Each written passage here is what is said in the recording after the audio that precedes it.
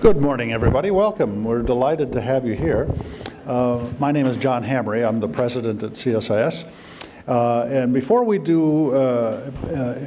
start events, when we have outside guests like you, I always start with a little safety announcement. Michael Matera is going to be responsible for your safety. And so if we hear a voice that'll say, follow his lead, he's going to take you right through that door. There's the stairs right there that take us down to the alley. We'll take 2 left-hand turns and a right-hand turn. We'll go over to National Geographic. They know we're coming. And there's a great show right now, and I'll pay for the tickets. Okay, so nothing's going to happen, but if it does, please do follow Michael's instructions. Okay. Thank you all for coming today. I was talking with Julio as we were kind of getting ready back in a room, and I said, you know, there are an awful lot of Americans that talk about courage, but I said, I can't say how awed I am to see you and the courage that you've embodied for Venezuela, and I mean that very sincerely. This is I can't think of a more traumatic time and a more traumatic set of events that gets far too little focus and attention in America. Imagine if there was a disaster in America that all of a sudden 90% of the people in a state were living below the poverty line. Would we tolerate that? Would that not be the first story every night in the news? When the average Venezuelan has now lost 24 pounds because of starvation? Why is that not the lead story every night in America? And these are our brothers and sisters. They're so close to us. You know, to have a country of first world sophistication slip backwards in decay is just breathtaking. And we're not outraged in this country the way we should be. This is crucial, and not enough Americans know about it. And so we're so grateful that the opposition leader, I don't know how to call him, a hero, Julio Borges, is here to share with us his perspective on what's going on in Venezuela. I mean, right now, the only story in Washington today is about North Korea. Well, this story is just as important. It needs to have just the same focus, and I'm so grateful that Julio, I'm grateful you're here for us. Because we need to bring this bright spotlight in Washington sharply on what's the tragedy that's unfolding in Venezuela. So I want to say thank you for coming. To get started, Michael, I'm going to turn to you. You're going to offer some preliminary remarks. You know, he's going to get it started for real. I just had to get it off my chest that I'm so glad that all of you are here to focus on this with us. Michael, why don't you come up and get this program going for real? Julio, thank you for being here.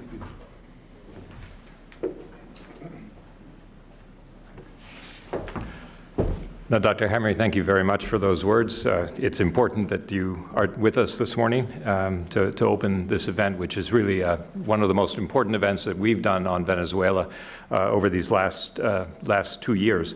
Our Venezuela project is one of the top priorities of the Americas program here at CSIS. Together with Moises Rendon, who's been with me from the beginning, from day one. He was the first person I hired. We've really tried to shine the light on Venezuela in lots of different ways. And we've done this with the help of a lot of different people. Gustavo Tarre, Herbert Torres, Mark Schneider, who's sitting up here today, Mark Fairstein, and Mark Schneider, who's back with us in the audience.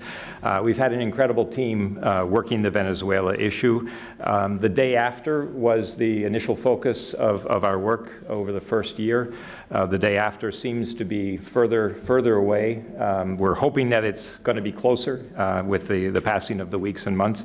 Our focus over these last few months has been more on the humanitarian situation in Venezuela, and we have a number of initiatives there. I'm not going to waste more time talking about our Venezuela program. I want to turn the floor over to the 3 gentlemen sitting in front of you. But before doing that, I'd like to turn to Landon Loomis. Landon is the Senior Advisor on Western Hemisphere Affairs and International Economics for Vice President Pence. The Vice President and President Trump have been very, very actively engaged on the issue of Venezuela, and that engagement has clearly made a difference. We very much wanted to have Landon with us today to share a few words before we turn the floor over to the panel. Landon?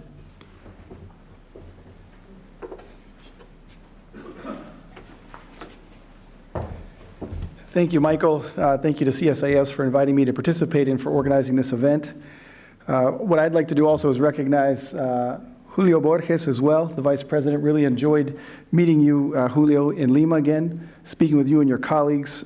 He came away from that encounter really impressed by your story, by your eloquence and your ability to speak to a broad global public about the situation in Venezuela. And I think that, as Dr. Hamre said, it's an important moment now that we share our sense of outrage. And I can assure everyone that the Vice President and the President do share that sense of outrage. But being able to connect with and highlight the experiences of leaders like Julio is very important, and we appreciate the role that CSIS is playing today to do that. Venezuela is a top priority for this administration. When Vice President Pence traveled throughout Latin America last year in August, he talked about a sense of urgency. The problems in Venezuela have been on a slow motion crisis, essentially, for a long time. And what this administration has done has said, this will not stand. There's a sense of urgency in our policy and our engagement with Venezuela that is important and is consistent, and that the Vice President articulated when we traveled through the region last August. What's happened since then is that a sense of urgency has become a sense of frustration. Frustration because despite a historic, unique, global sense that what's happening in Venezuela is unacceptable, despite the consensus that's built up around the region, we still have in Venezuela a political situation that is devastating to its people. And that sense of frustration is where we were on May the 19th. I think that, as my colleague Juan Cruz said this morning, the Maduro administration missed an opportunity on the 20th by holding that election, by not listening to the overwhelming voice of the international community asking the regime to postpone the elections, to commit to a free and fair, credible electoral process, to make decisions based on the good and well-being of the Venezuelan people. The Maduro administration missed an opportunity when they held those elections. So as expected, on May 20th, a dictator stole a rigged election. He won. That was a foregone conclusion. He got to set all of the rules of the game in advance and ensure that at every turn the deck was stacked in his favor. But it is interesting to note that he got half as many votes as he publicly declared that he expected. He set a record for abstention, more than doubling the abstention rates from the last presidential election. And that's in a country that Julio can attest to has a proud heritage of civic participation and engagement. So clearly there's discontent.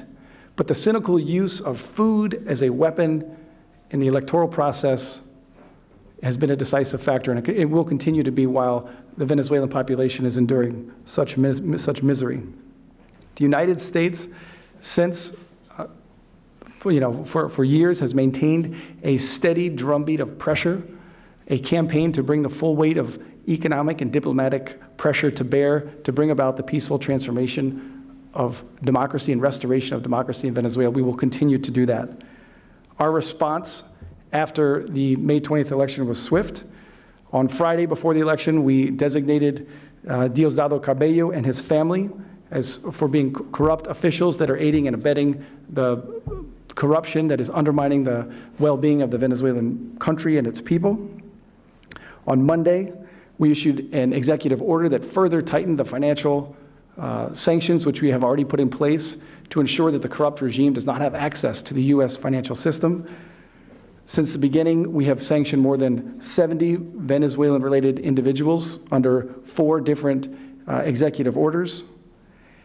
And it's important to remind all of us to highlight an aspect of the sanctions policy which isn't always addressed, which is, what is the purpose of the sanctions policy? Why does the United States use sanctions? It's to change behavior.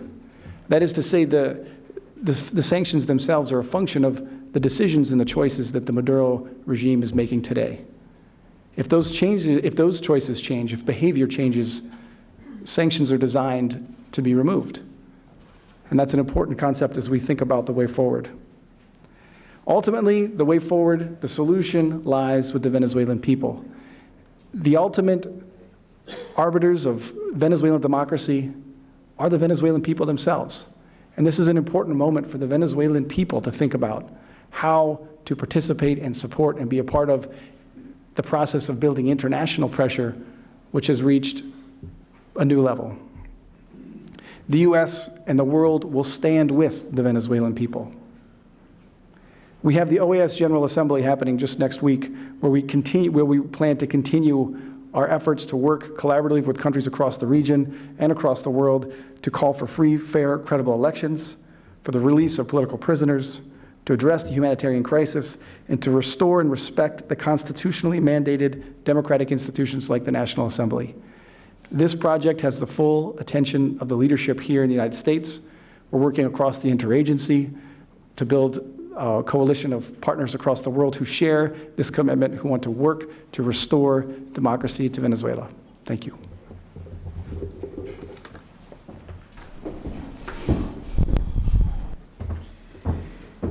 Thank you, Landon. Thank you, Michael. Thank you all for being here. I'm just going to briefly introduce Julio to get the panel started. Julio Borges is a lawyer and politician. He founded Venezuela's largest opposition party, Primero Justicia, and served as national coordinator since the beginning of the party in 2000. Mr. Borges is currently serving his third term as congressman representative for the state of Miranda, which is part of the capital, Caracas, and in Venezuela's National Assembly. He also served as president of the National Assembly from 2017 to 2018, January 2017 to 18. Julio Borges was an opposition leader during the negotiations between the representative of the Maduro regime and the opposition parties that took place in the Dominican Republic. He has become one of the main opposition leaders in Venezuela and abroad, advocating for the restoration of the country's democracy and calling out the human rights violations that are systematically taking place in Venezuela. Mr. Borges studied law and one of the best universities, not saying that because I also went to that same school, Andres Bello Catholic University in Caracas. He also got a master in philosophy in Boston College and a master in public policy at Oxford University. With that brief introduction, Mr. Borges, I want to thank you again for coming to CSIS. We're delighted to have you here, and now the floor is yours. Thank you. Sure. Okay.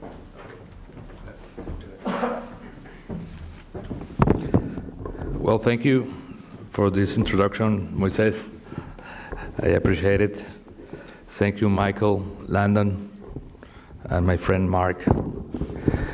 Well, I would like to have two-part expositions. In the first part, I would like to underline some issues that I think are very important in order to understand how Venezuela regime is a threat for the security of the region and democracy all over the world. And secondly, I would like to share with you our view about the future and the role that opposition have to play in order to speed the change in Venezuela. Well, first of all, I think that what is going on in Venezuela is a connection, a real connection between Cuba, Nicaragua, and Venezuela. Venezuela has played the role to mainly to finance all the movement, the extreme movement all over Latin America. In the recent past, there was a lot of money due to the oil revenue, but now it has in a different situation right now. But even though we have such a hard crisis in Venezuela, Venezuelan government is still paying the bills from countries like Cuba. 2 weeks ago, we had the news that Venezuelan government used $400 million in order to buy oil for Cuba. In this very moment, in which we are facing this huge crisis, Venezuela and Maduro prefers to get the money and to provide money to Cuba and not to use it in a different issue. That's very clear how a real solution in Venezuela could lead to a real solution also in Cuba and Nicaragua as well. For me, it's very clear that even the social and political manifestation that we are seeing in Nicaragua are the result that Venezuela has not money in order to provide funds to Nicaragua. And all the social unrest that Nicaragua is facing is due to the weak capacity of Venezuelan government in order to provide money for Nicaragua and Cuba as well. There is a third actor, which is Russia. Russia probably has not the strength in order to maintain Venezuela as it did with Cuba in the past. But for me, it's very clear that Russia wants to play a role in order to use Venezuela to take part in the region and to destabilize the region through the conflict to Venezuela, and has some importance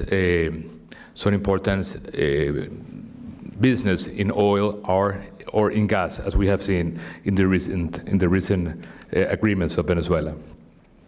Then, from the point of view of Venezuelan government right now, I guess that their main expectation is to wait in order to see a change in the region.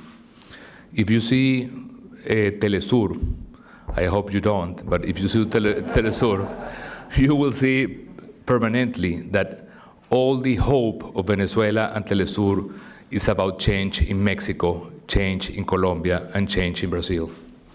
This is a very dangerous situation because, in my opinion, there is a very real hope in Venezuela's government in waiting for a change in the region in order to break all the alliance that exists surrounded Venezuela democracy. And this is a real danger that we are facing this very year. And for them, it's crucial to obtain a new landscape in Latin America in order to break the consensus that exists around the problem of Venezuelan democracy and human rights. At the same time, there is after the so-called election of the May the 20th, we can expect an increase in the number of people going out of Venezuela, immigration. And this is a real threat for the region as well. Right now, almost 3 or 4 million Venezuelan people have left the country, and this number will grow. And this is a very difficult situation for the peoples around Venezuela. And we expect that this number, due to the political and social crisis, will increase and will produce also destabilization in the region. Another concern that we have, and I would like to underline, is that as far as the oil revenue decrease, the opportunity to open on legal activities such as narco traffic or organized crime is growing in Venezuela. A month ago, I have an opportunity to have a very interesting meeting with a German official, and he told me that the problem of drug traffic is not only related to subversive groups in Latin America, such as guerrilla movement in Colombia and Venezuela, but also the drug traffic has to do with the path from Latin America to Africa and then to Europe. And the German government has detected that also the money from the drug traffic goes to Islamic groups, that they gain money through the drug traffic through the region. So we are talking here, and this is increasing in Venezuela, about a global negative business that has to do with the guerrilla movement in Latin America, destabilization movement in Latin America, but also have to do with Islamic and radical movement in Africa and also in Europe. So there is a common threat that has to do with the open use of the drug business in Venezuela right now. Another issue that we have to expect about Venezuelan near future is the use of conflict as a defense mechanism for Maduro. It's very clear that as far as he is involved in more troubles, internal troubles, he will look for troubles abroad in order to keep power in Venezuela. That is the case, for example, in Honduras. That is the case, for example, the internal campaign in Mexico or in Colombia. It's very clear that there is right now a corruption business related to Maduro's government with the food buy, the famous clubs. He buys the food from Mexico, he buys the food from some parts of Chile and Colombia, and he used some structures that after they made the business with the people in Mexico, Colombia, or Chile, they help radical groups in Mexico, Colombia, or Chile. That is the case of López Obrador in Mexico, and this is the case of Gustavo Petro in Colombia as well, and this is the case of different movements in Latin America. So the use not only of drugs, but also corruption, in order to fund radical movement in the region, it will be an increased practice of Maduro, because he would like to have different problems from Venezuela and use conflict all over Latin America as a mechanism for defense of his own situation as well. Honduras is another case that I would like to underline. Another issue that I would like to underline. What is Maduro's philosophy before all the crises that he has created? I guess that his only vision will be to resist. That will be his only position in front of all the crises he has and he's facing already. As you know, we have hyperinflation, we have the drop of oil revenue and production, we have external suits against the oil industry, we have a huge military internal crisis, we have the humanitarian crisis, we have the internal and external pressure, and Maduro's answer for those crises will be only resistance. Not change, but resistance. He would like to be like a new Cuba, but in the continent. Jorge Rodriguez was 2 days ago with the European ambassadors in Caracas, and he has a unique petition for them. He told them that he would like to be treated as Cuba. They don't want to be sanctions, they don't want to be a different treatment, but the petition of Maduro's government for Europe was, we would like to be treated as Raúl Castro and Cuba. And this is very interesting because they consider themselves as a new Cuba. But what Maduro's don't have idea is that economic change in Cuba could produce political change in Cuba, different from Venezuela. In Venezuela, only the political change could produce economic change and freedom. It's the other way around. But what they have right now in their heads, in their minds, is only to resist. They don't want to change the system, they don't want to change the economy, they just want to consolidate a Cuban system in order to be in power. Then, regarding opposition, I would like to be very clear that in these recent years, we have done almost everything. We went to the parliamentary elections in 2015, we won, and the government shut down the parliament. Then we used our mechanism in the Constitution to call for a recall referendum. The government stopped the recall referendum. Then we went to the street and had 130 days of demonstration, unfortunately with an equal number of people who died for the violence from the government. Then we went to the regional elections, the government made a fraud.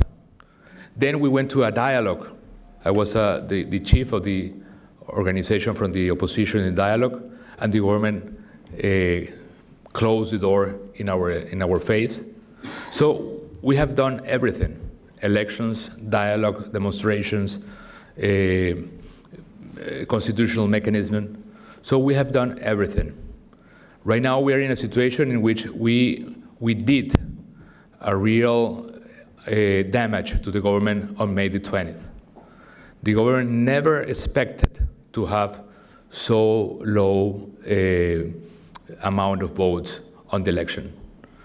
And it's very, very important to underline that Venezuela's people's dignity is so high that even though in order to have something to eat, you have to be on your knees before the government, even though that people express by their dignity with the silence of not participating in the election. And I'm very proud that Venezuelan people show that amount of dignity before Venezuelan government. Maduro was surprised about the outcome of May the 20th. Right now, more than 60 countries deny that election. The G7, the G20, the European Union, the Group of Lima, the United States. Right now, we have all the alliance with democracies all over the world. But we need to strengthen our internal pressure in order to match the external pressure and the internal pressure and make an outcome this very year, a democratic outcome this very year. For me, it's very important to transmit to you, to emphasize that, and Landon is very clear about it, and Vice President Pence as well, that we are in a real timing, in the real opportunity for change in Venezuela. Maduro has created so many crises, difference in the economic issues, in the social issues, in the military issues, in the internal issues, that, in my opinion, he won't be able to deal with all the crises. People always ask, why is Maduro in power? What happens that this guy is in power after all the destruction of Venezuela? Well, in order to understand this in historical terms, in Venezuela there is a mixture of ingredients which are different from other countries. We have oil, we have army force, and we have the Cuban regime behind. The combination of these three elements, army force, oil, and the Cuban regime, produce that the change in Venezuela, which is happening in a slow motion. It's like a slow motion movie, but it's happening, and it will have a great outcome, and I guess the year has to be this year. In order to take for the final part and have a conversation with you, what about the opposition? We have our main challenge. Our main challenge is unity, but not only political unity, because the struggle in Venezuela is not opposition versus the government. We are building a Frente Amplio, which means the whole society against the regime, the church, the university, the entrepreneurs, the unions, the NGOs, and the political parties. The Frente Amplio wants to be the expression of a plural and democratic society that is against a totalitarian regime. We have our first victory on May the 20th. But we have a second challenge, which is to produce a different approach to the army force. We should say to the army force that they are part of the future, that they are part of democracy, that they are part of a development, that we are not looking to the army force for revenge.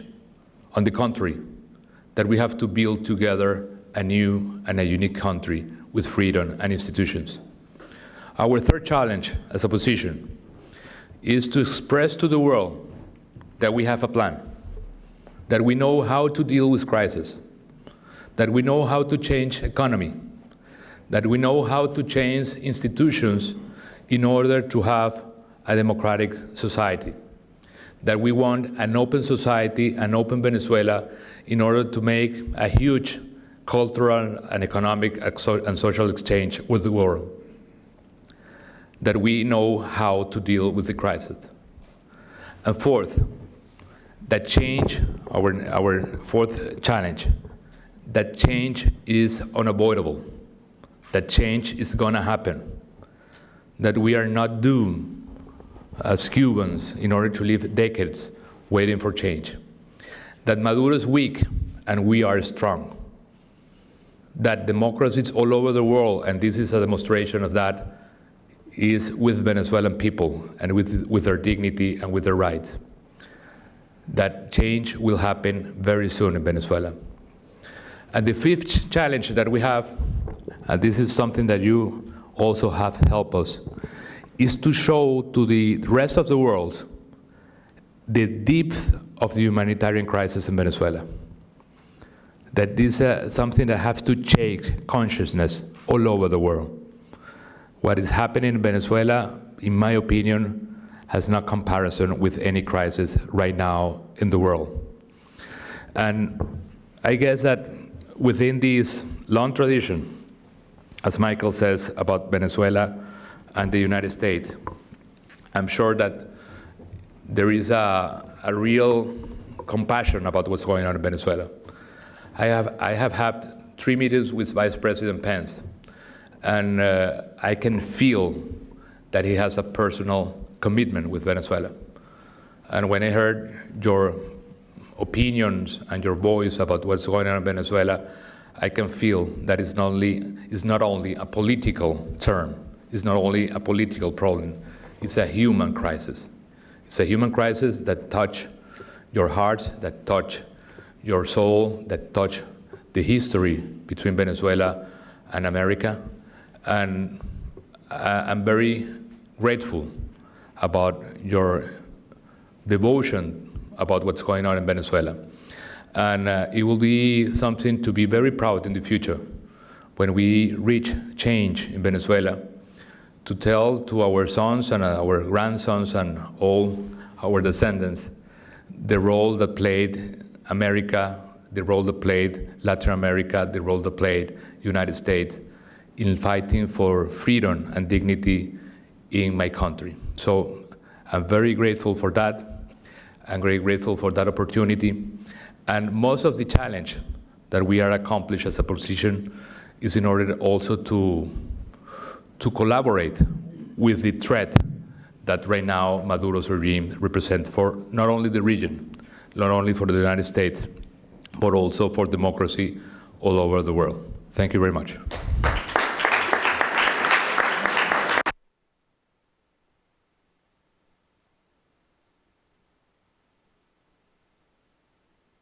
Mike, very good.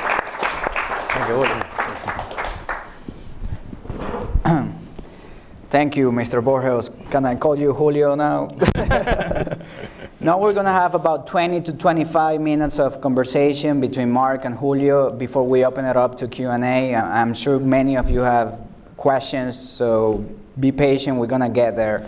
But before that, Mark Fursten, a friend and colleague, has served in senior positions in the U.S. government and the private non-government sectors. In the Obama administration, he served as the White House as a special assistant to the president and senior director for Western Hemisphere Affairs.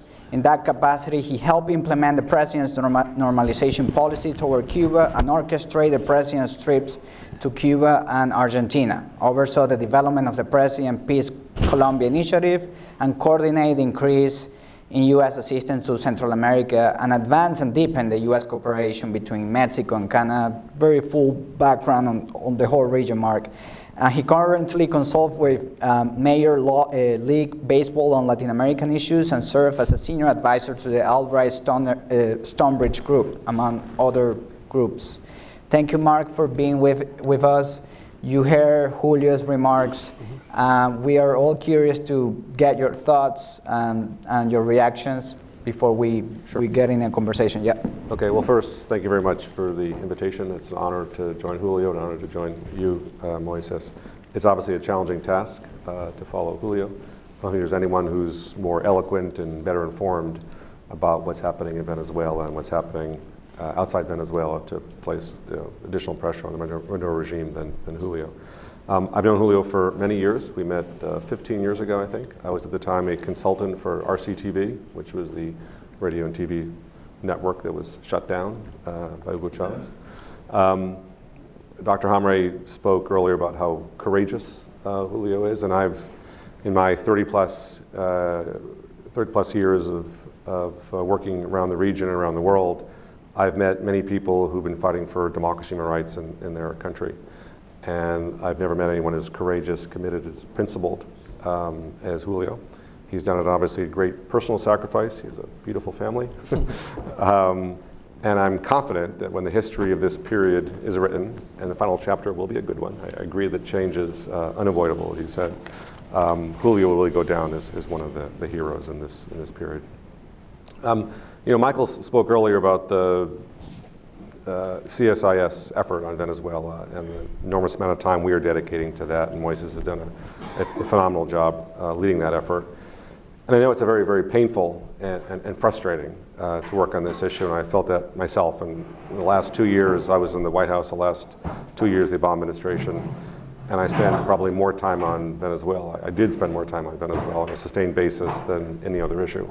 And I think the same is true with my successor as well. And it's frankly dispiriting or frustrating, as Landon said, that the regime has held on this long. I mean, and despite the highest inflation rate in the world, despite the deepest economic contraction in the world, despite what's probably the highest murder rate in the world, despite a fairly significant set of U.S. sanctions and sanctions by other countries, and the domestic pressure as well that Julio outlined. In terms of the international effort, and Landon spoke very well to this. Of course, the United States has taken the lead in sanctioning 70 individuals. It is a target-rich environment.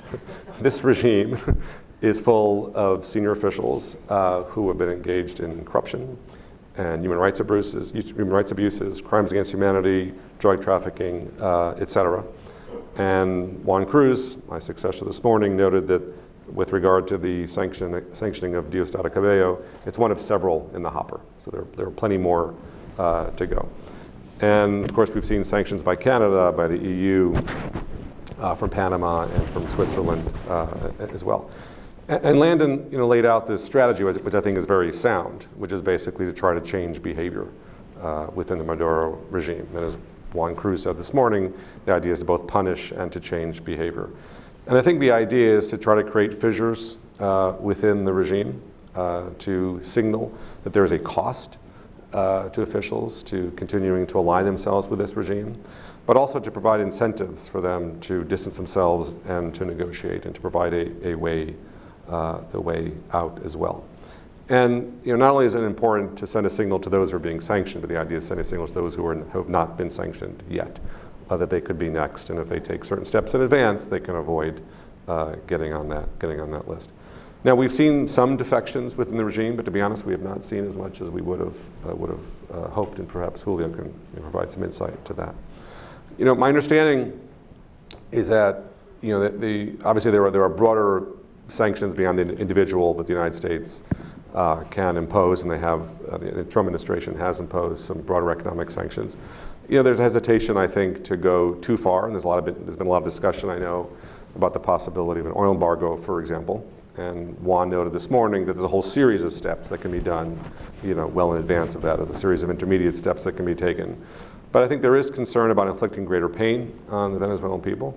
I think there's also a sense that that greater economic sanctions might be unnecessary because the economy is collapsing on its own, or collapsing because of the misrule of the Maduro, mismanagement of the Maduro regime. We've seen oil production just collapse, and that collapse is accelerating. And there are potential costs for the United States as well with regard to certain measures, especially with regard to an oil embargo, which could potentially have impact on gasoline prices in the United States. I think there are more steps that other countries in the United States can take. OAS General Assembly is coming up. I think it would be wonderful if Venezuela were suspended from the OAS. I think it would be it's an appropriate move, and I think would send a very, very powerful signal. Venezuelan government pretends they don't care about that. They do a lot. We saw what happened when they were suspended from Mercosur, and Delcy Rodriguez literally trying to break into the meeting.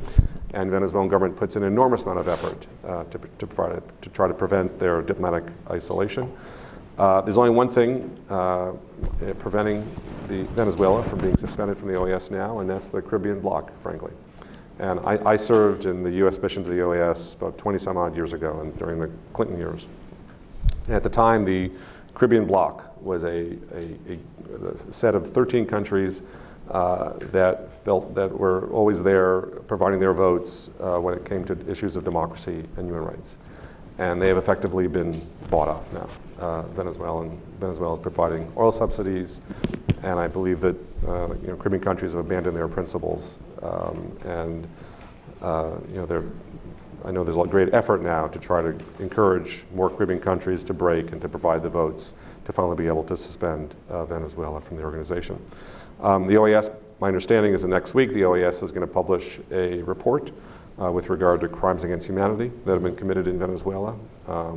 And that report will be referred to the ICC, which can then conduct investigations of individual Venezuelan officials who are responsible for those crimes against humanity.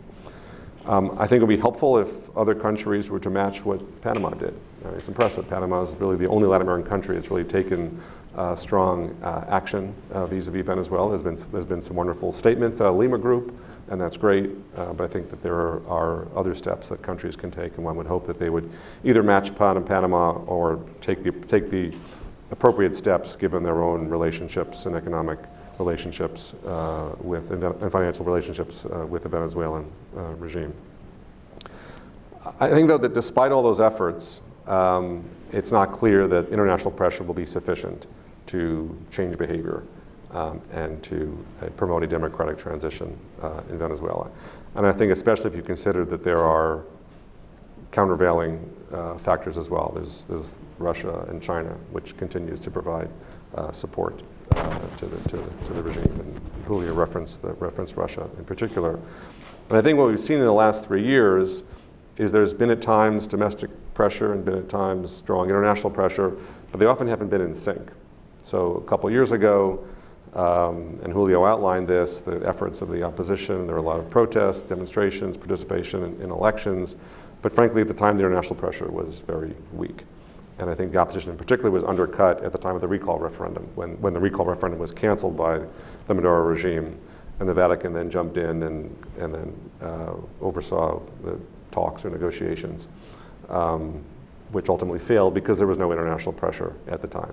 Now we're seeing sufficient international pressure, but frankly there's limited domestic pressure. Yep. And I think the tragedy there, among the many tragedies there, is that the Venezuelan people have been demobilized.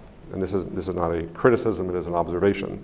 The people spend their days looking for food, looking for medicine. Many are going into exile. Many are planning their exit. They are afraid because the regime has used violence against protesters before. They're afraid to go to jail and be tortured, and that's all understandable. And I think we've reached a point now where many people in Venezuela are waiting for desperate measures. They're waiting for a military coup.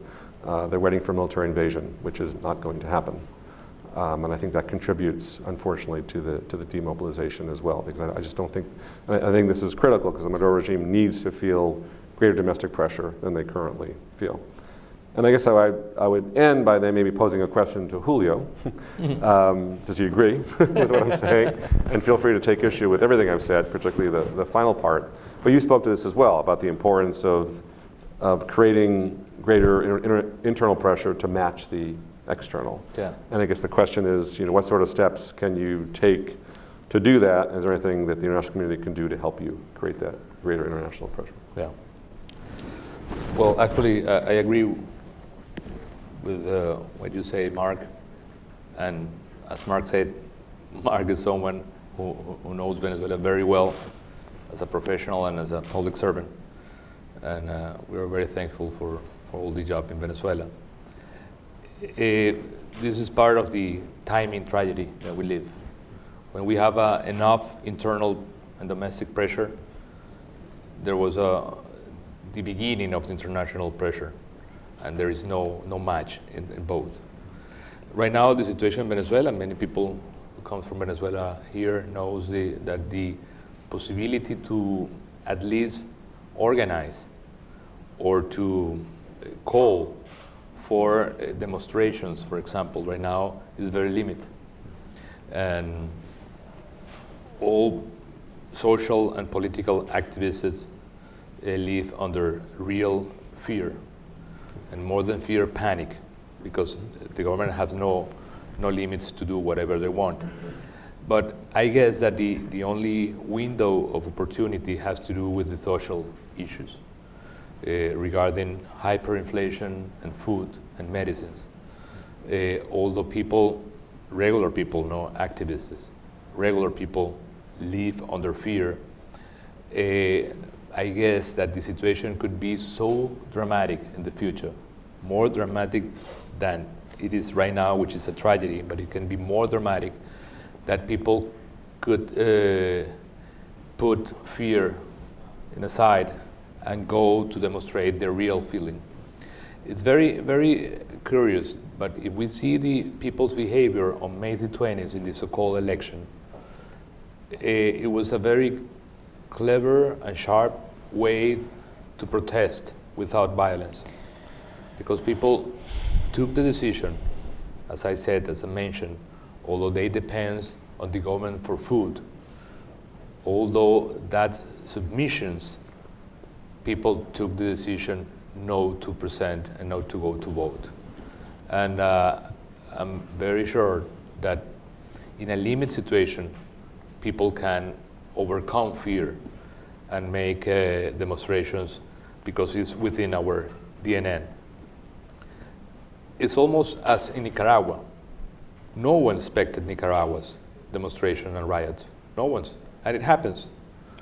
And as I mentioned, it has to do, and it's related to Venezuela. So,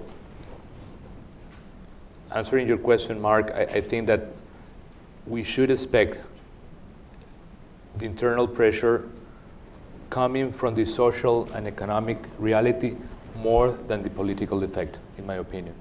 And politicals play a role to play in this situation is to make easier the organization to people to demonstrate for their rights. Thank you, Julio. Thank you, Mark. On the same line, I know this is a very important issue, and I think I agree with you. Both domestic and international pressures are needed to see any change in Venezuela. We all knew what's going to happen the day after the elections. Nicolás Maduro was reelected, but I haven't really seen yet some sort of plan moving forward. So could you describe for us, Julio, what kind of route do the Venezuelan people have in order to engage on this fight for restoring democracy in Venezuela? What kind of plan moving forward can they engage in order to mobilize that domestic pressure that is needed? Well, it's a crucial question, Moises, and what we have to start to think is that we are in a factual situation. Factual situation is a situation in you have to fight strength versus strength. It's only there is no legal, constitutional, institutional battlefield. It's just strength, and that's where Maduro led Venezuela to the law of the jungle, as we are living right now in Venezuela. So in that situation, we as a opposition have, besides the challenge that I mentioned about unity, about the message to the army force, about the plan for the future, about the humanitarian crisis, we have to keep the idea of elections as the final goal for building a solution in Venezuela. And this is not an idealistic or romantic or naive position.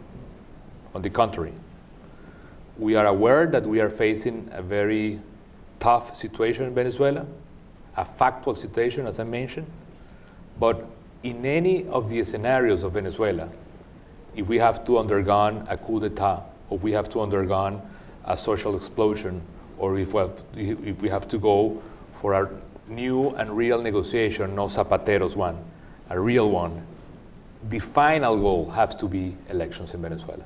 And we have to be very clear about that. Because one thing is change of the actual and current establishment, and the other thing is what is the final goal that we are looking and building for, which is the free expression of Venezuelan people. And for people in Venezuela and abroad, it seems some awkward that we are talking about election, but it has a real argument. We don't have election on May the 20th. We say not to these so-called elections, and we would like to have real elections in Venezuela. And this is a role that have to play democratic leaders in Venezuela and democratic leaders that support Venezuela, to support real elections in Venezuela. But not in a naive way, but under the real consciousness and being very aware that we are facing a dictatorship in Venezuela, and that's the reason we are looking for real elections in Venezuela, with all the implements that I mentioned earlier before, about unity, about our solutions for the crisis, about our message for the Army Force, about the humanitarian crisis, about our approach to the international community, about the unavoidable feeling of change in Venezuela, but with the final goal, elections and freedom for the people, no matter what could cause this change in Venezuela. It will be a social explosion, it would be a military reaction, it will be a real negotiation, we don't know. We are pushing for change with a final goal that is a democratic election in Venezuela. Thank you, Julio. There was a turning point after May 20th. There was something that happened that we have never seen before. I mean, the international community recognized President Maduro as a president of Venezuela until May 20th so far. I mean, they condemned the Constituent National Assembly and not recognizing them. They condemned other institutions. But Maduro, we had that recognition as the president. Now there is a debate going on. What type of legitimacy has Maduro moving forward? Is he the president of Venezuela or no longer is the president of Venezuela? There is also government in the exile, quote unquote, government operating. There is a Supreme Court operating in Bogota, in the Parliament of Bogota, of Colombia. There is different institutions trying to operate from abroad. So can we get your thoughts? How do you see this issue moving forward in terms of legitimacy of the current regime in Venezuela and other institutions who are increasingly gaining importance in the international community? Well, that's the reason, Moises, I said that we are living a factual situation. Maduro is not a legitimate president, but is there. But it doesn't have to do with his authority or his democratic outcome. No, it's just a factual thing. It's a dictatorship that is using and kidnapping power. And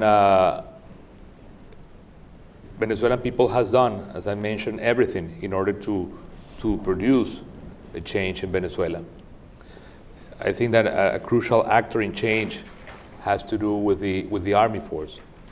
And one of my main concerns is that after May the 20th, the principal enemy of Maduro and Cuba is the Venezuelan Army Force. This is a new stage that we are living after May the 20th. I'm sure that Maduro and Cubans right now are thinking how to destroy Army Force in Venezuela. And this is something that have to call the attention to democracies all over the world, because this is the last institution that we have in order to restore democracy in Venezuela. And they are right now producing a huge repression on the Army Force, and this repression is led by Cuban officials, and it's very clear that after May the 20th, that would be the new trophy that Maduro wants to show to the Cubans, the destruction of the Army Force in Venezuela. Anything different from that right now, a government in the exile or institutions in the exile, they can help in order to call the attention. But in the urgency that we are living right now in Venezuela, this problem about the almost destruction of the army force have to be one of the most important issues that we should have to put on the political and public opinion agenda. Mark, yeah. If I could just ask about that, obviously there's a lot of discussion about the Army as a potential democratic savior, if you will. And when I look at the Venezuelan armed forces, I guess what I see is a force that has been indoctrinated and purged over the years, indoctrinated in socialist thinking and anti-American thinking, a force that's been trained and armed by the Chinese, the Russians, the Cubans in sort of different ways, a force that is engaged in human rights abuses, crimes against humanity, and engaged in other criminal activity, drug trafficking, for example. So I look at them and they seem to just be an unlikely democratic savior, if you will. But sort of where am I wrong? Obviously no force is monolithic, and I assume that's part of the answer, but you can sort of just speak to that a little bit. About the armed force? Yeah. Yeah, well, if you see right now, in the last 2 or 3 weeks, there are more than 200 young officials in jail. And for the government, this was a real surprise, because they thought that these young officials were the new generation of Chavistas army force. And the great surprise was that these people don't like what is going on in Venezuela, don't like the Cuban influence within the army force, don't like Maduro's undemocratic behavior. And it's very, very important that the new elite of young people from the army force have a reaction for democratic and constitutional behavior in Venezuela. And for me, it provides me a lot of hope that there is a moral reservoir within this destruction that we are living in Venezuela, and mainly among young people in the army force. And we are not talking about 2 or 3 guys that are talking bad about the government. We are talking about more than 200 officials. So we are not in front of a small conspiration. In my opinion, we are before a huge rebellion within the army force, which is totally different. It's the whole institution, the whole body that is telling we don't want to be Cuba. And we have to take attention, to pay attention to that situation, which is happening right now. Thank you, Julio. A very brief question before we turn to the audience. Sanctions. The U.S. main policy towards Venezuela has been a sanction policy. Have sanctions been effective on your point of view, and what else can be done to increase its effectiveness and towards the behavior of change that Landon was describing for us? Yeah. Well, as I told you, I was the chief of the opposition representation in Dominican Republic with the dialogue during 4 months. And if sanctions were not working, the government haven't talked about sanctions 9 of 10 words that they said in trying to negotiate. It was amazing. In every single second was sanctions. We have to move sanctions. We don't want more sanctions. You are blamed to be sanctioned, everything. So sanctions are working. And it is an important element not only for punishment, but for division within the regime. And it's amazing when there is a rumor that new sanctions are coming from Europe or from the United States. These big guys that you see screaming in the TV about revolution, they try to say to everyone they know, do you know if I am in the new list of the sanctions? So they're full of fear. They're full of fear about sanctions. They're working, and this is a very strong element in order to break the system or to lead to a real negotiation. I have no doubt about the efficiency of sanctions in this very moment. And as Mark said, the government is auto-sanctioning themselves. All the problem of hyperinflation, the problem of the drop of all revenue, the problem of the international sues as ConocoPhillips, it has to be blamed on Maduro's regime. It has nothing to do with sanctions. So we have to be very clear.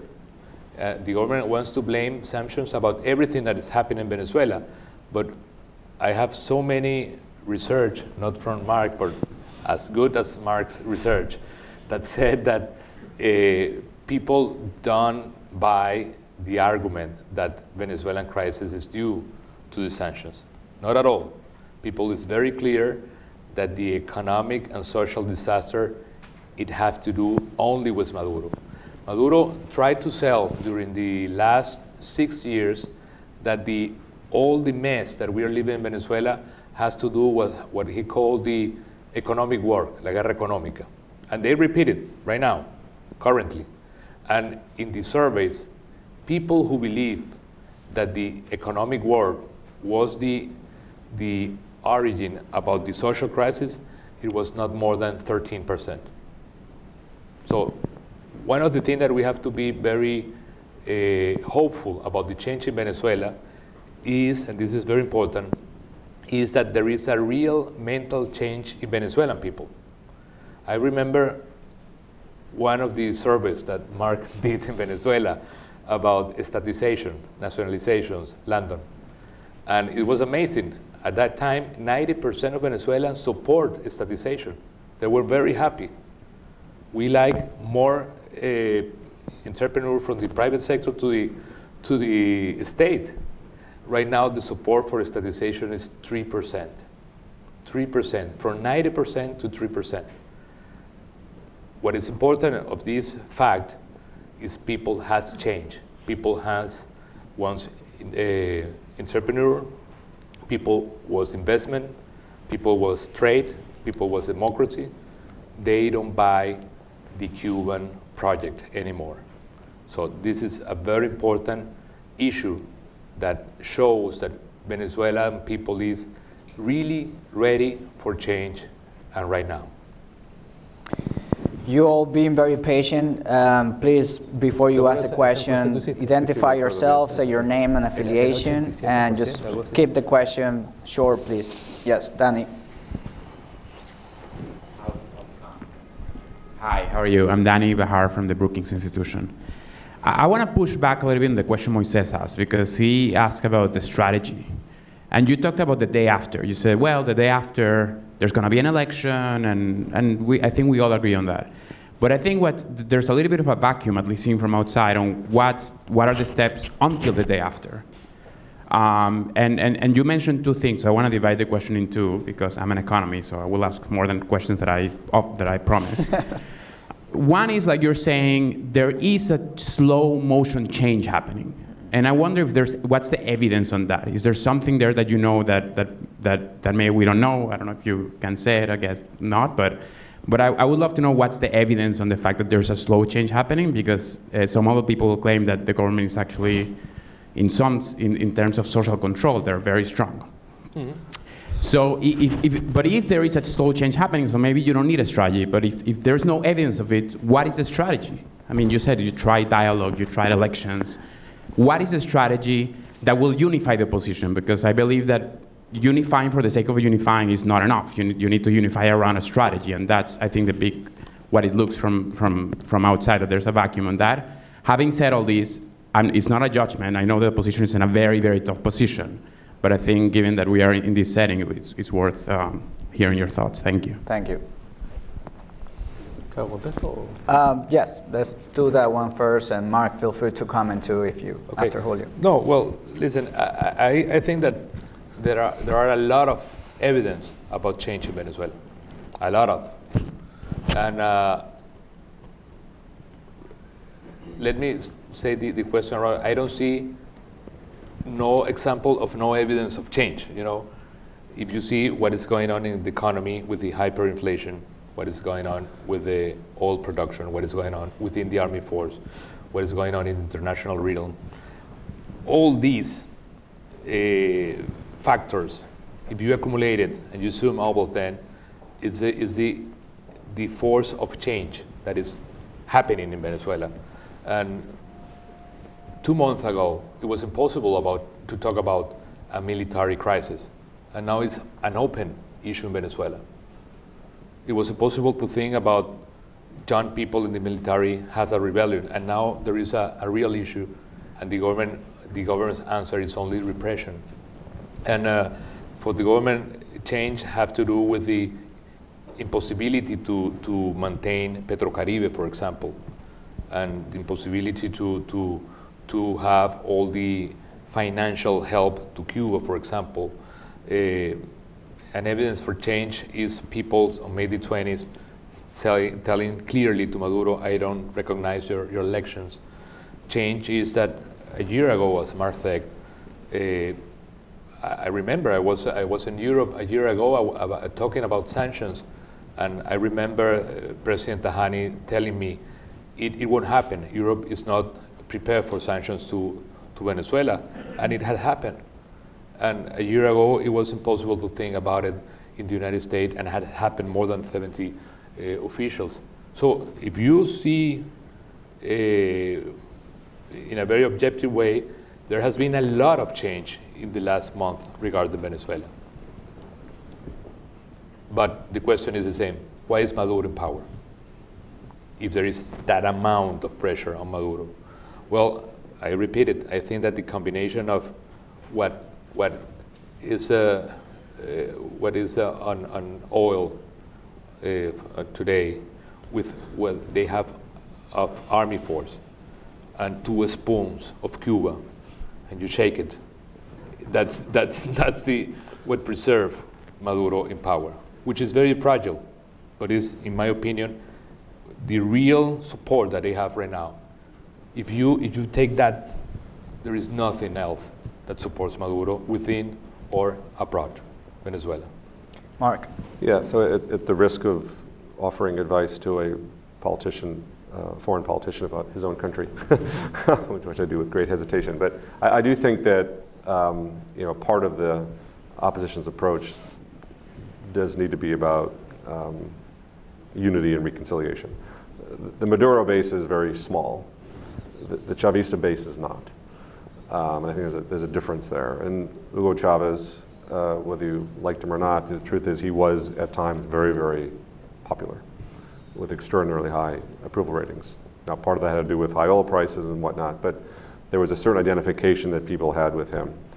And years ago, when we were doing focus groups, and I recall, hearing Venezuelans talk about Hugo Chavez, and even people who were not Chavistas, who were not identified with the government, would say, for the first time in our lives, we have a president who cares about the poor.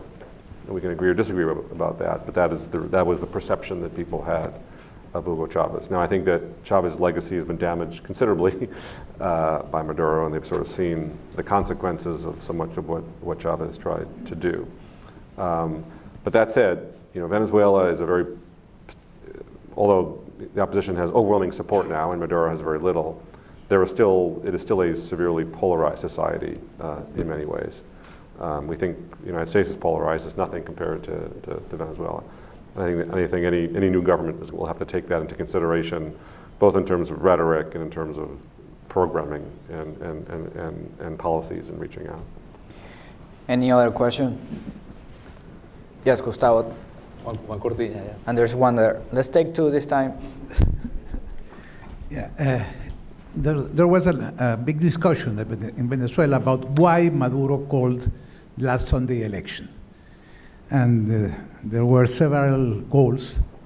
One of them was to gain a bit of legitimacy. You already answered about that. The second one was to discard the mood opposition and to replace by a more accommodating opposition. The third one was to change inside the Chavismo, and it has something to do with what Marx was saying. Maduro founded Somos Venezuela, a new party. Mm-hmm. And a great part of the publicity in the campaign was not for the PSUV, but for Somos Venezuela. Mm-hmm. And the fourth goal may have been to initiate a new dialogue with a new opposition. And this dialogue was not about human rights or election, but about the economy, about social situation, and about sanctions. In what kind, in your view, both of you, were these goals achieved by the election on last Sunday? Yes, let's take Juan 2 on the back.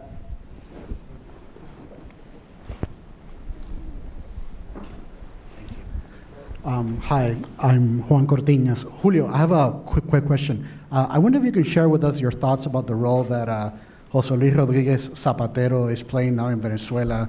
The day of the election, he was there supporting the election. He recently met with Pope Papa Francisco, and it seems he's up to something, and I wonder what you think he's up to. Thank you. Yep. Well, I would like to answer the question of Zapatero with Gustavo's remarks. The easy one first. No, it has a connection, a real connection. Listen, on Sunday, May of 20, the date of the election, Zapatero was very sad. Zapatero was very sad, and he was in a meeting with some journalists from Spain and Europe and some ambassadors.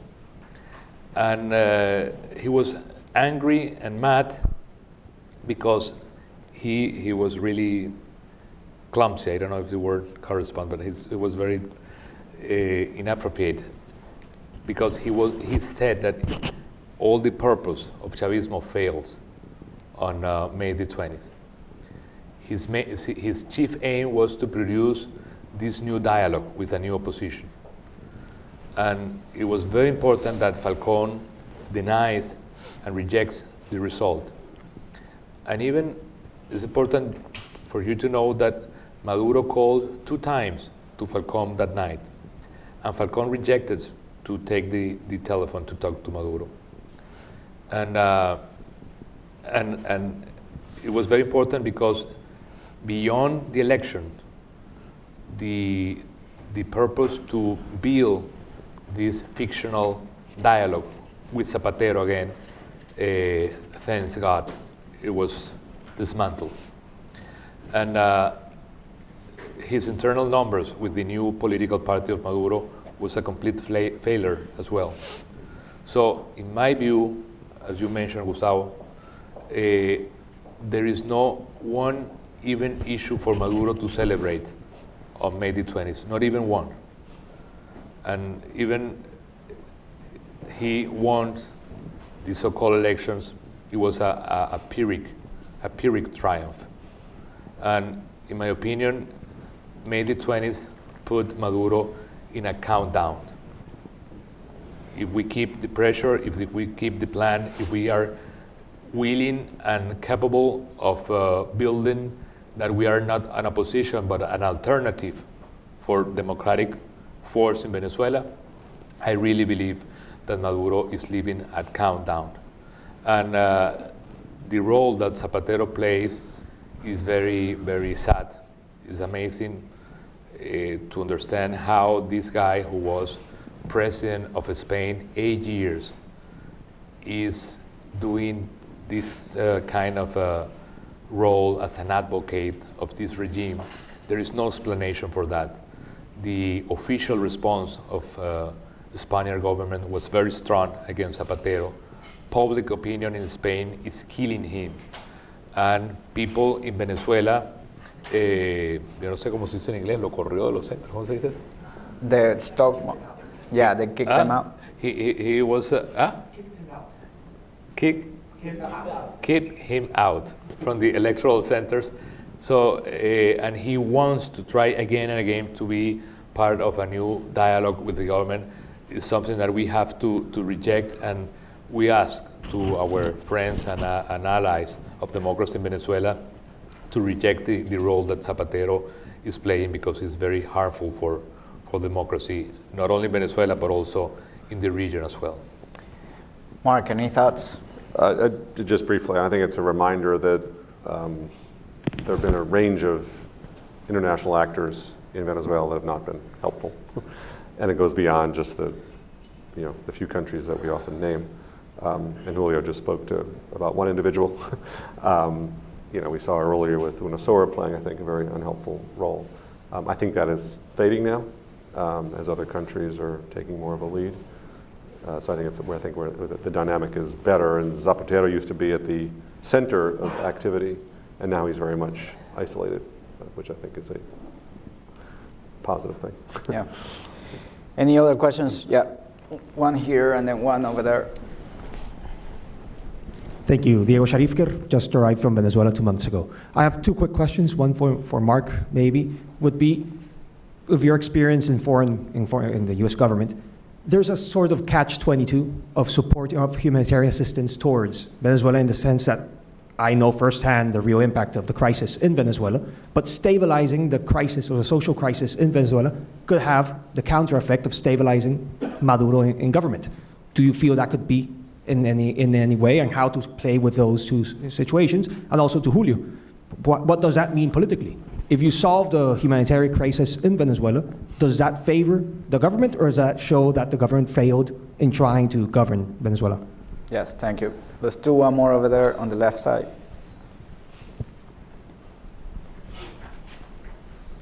Hello. Good afternoon. My name is Neo from Embassy of Malaysia. If I may give a little perspective and my observation, because I was posted in Venezuela for the past 3 years, and I just arrived DC a couple of months ago. I totally understand the situation in Venezuela, because I lived there for the past 3 years, the most difficult time. I went through your protests last year. I went through the hunger. I went through the shortages of medicine and everything. What I want to ask and what I want to highlight is the issue, the political crisis and the constitutional crisis or humanitarian crisis in Venezuela. Most often than not, people forget. For me, you need to understand first the social element in Venezuela. Like what you pointed out, Venezuela is a very unique country. Unlike many countries, I mean, you need to understand from their perspective, first of all.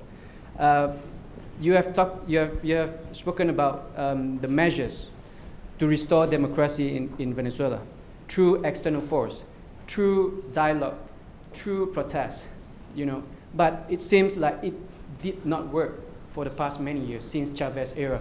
You started the protest in 2003, 2002, and many rounds.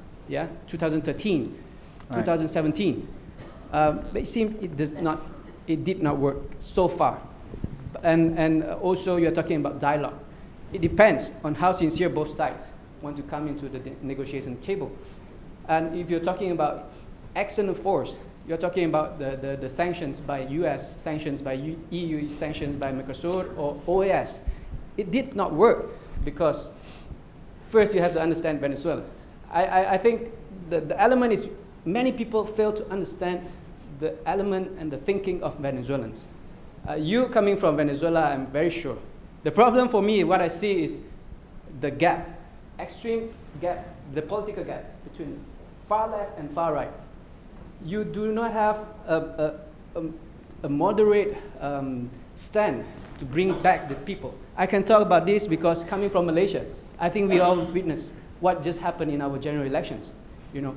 Without any use of force or anything. We changed the government, the 62-year-old government. We just recently changed, And you're talking about corruption. You're talking about things like this, which you highlighted earlier. But for me, I think you need to look at the people first, what people want and how you educate the people in order to make change. So that's what Thank you. My observation. Okay. I'll answer the first question. The United States does not use food as a weapon.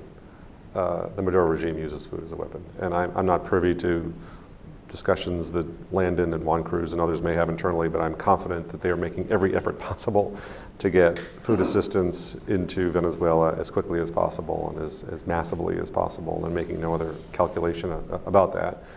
And the reason that food is not getting in is because the Venezuelan government is blocking it. USAID has a warehouse in Miami. That food could arrive in Venezuela, and food and medicine and other supplies can arrive in hours. And if Maduro, and it's important for Venezuelan people to understand this, if their own government, decides right now that they will accept humanitarian assistance, that food will be down there today, tomorrow. And there's only one thing blocking that from happening. And I think it's, obviously the United States has been providing financial assistance to Colombia and to the UN network to provide as much humanitarian assistance in neighboring countries, but really the key is to get it in there. And some is getting in, but not nearly enough. Well, I would say about what Diego mentioned is that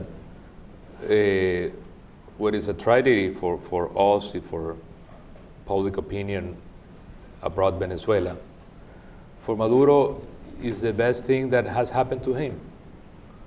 He really likes people leaving Venezuela. He really enjoys people going out. Venezuela, oil is declining. Ramon could tell us. But right now they're trying to live with remesas, Remittances. ¿Cómo se llama? Remittances. Remittances.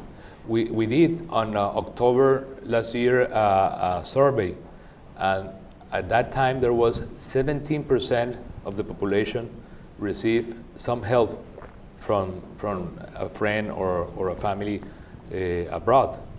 So there is a growing amount of money that we are subsidizing Maduro's regime. People is working here in Washington or in Colombia or in Brazil for Maduro. It's a tragedy. And that's the reason what is a drama for us, which is the humanitarian crisis. For Maduro is a solution. And we have to take that on our account, because he's happy that people is leaving Venezuela because it's people who has freedom, who has capacity to work and to maintain the regime from abroad with the remittances. Remittances. Remittances, yeah. And this is a real tragedy that we are. This is in the new step when there is no more oil in the same amount as the past. This money is perfect for him. That's the reason he took the control of Banesco, because he's the main source of this kind of operation from millions of Venezuelans in different countries to their families within Venezuela. Yeah, which, by the way, remittance has become, as Julio is saying, a very important income for the country. I mean, oil has been always the main income of Venezuela, but remittances will soon, if the tendency continues, will soon surpass the oil revenues. So that's a very important factor to keep in mind. If there is something clear, Julio, in Washington, is that Venezuelans are not alone. We're all watching closely what's going on the ground. We're all trying to help, and we will continue to do so. We want to thank you to be here in CSIS with us. Thank you so much, and keep fighting for democracy, but we all need it. Thank you. Thank you.